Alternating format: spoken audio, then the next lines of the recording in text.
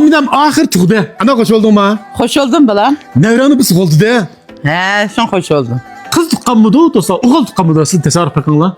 Siz hoş oldunuz mu? Ben de hoş.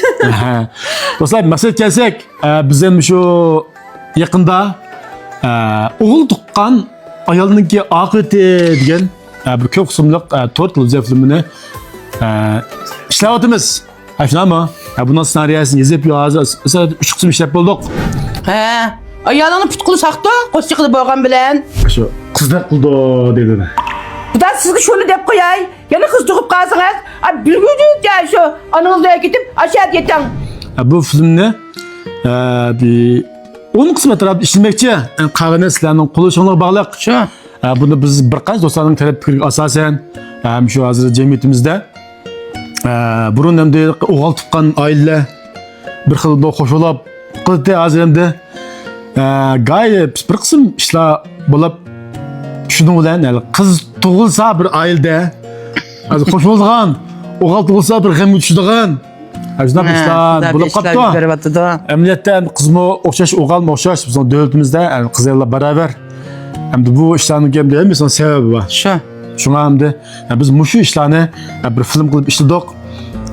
Dostlarımız film vermek, kösen bol toluk başta ahır körme diyen dostlar bizni gönce kılıyorlar. Gönce kılmışsanı göremezler. Çünkü biz her güne çıktı film yollayımız. Bir filmni, muşu filmni bizim gönce kılan dostlar köreyden kılıp yollayımız.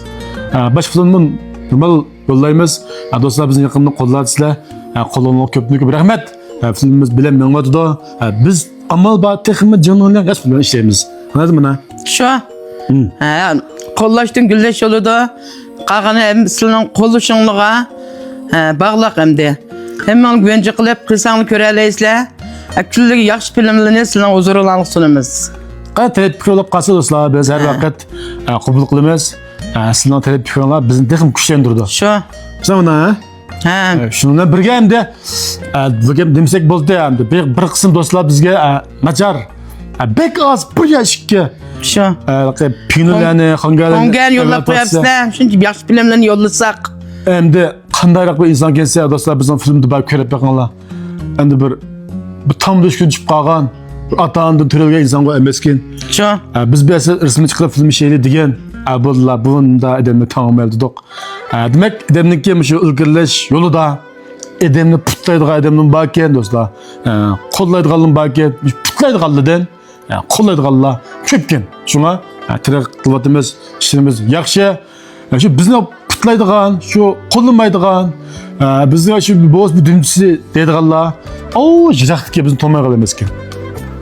Shu qishimizga lekin bizga jiroq bo'lganlar, qancha jiroqlar bizni diqqat qo'llardi. Shunga biz bu bunday cho'qim tirishimiz. Do'stlar, rahmat. Unda bo'lsa, keyingi filmga ko'chaylik. Xayr xo'sh. Xayr xo'sh.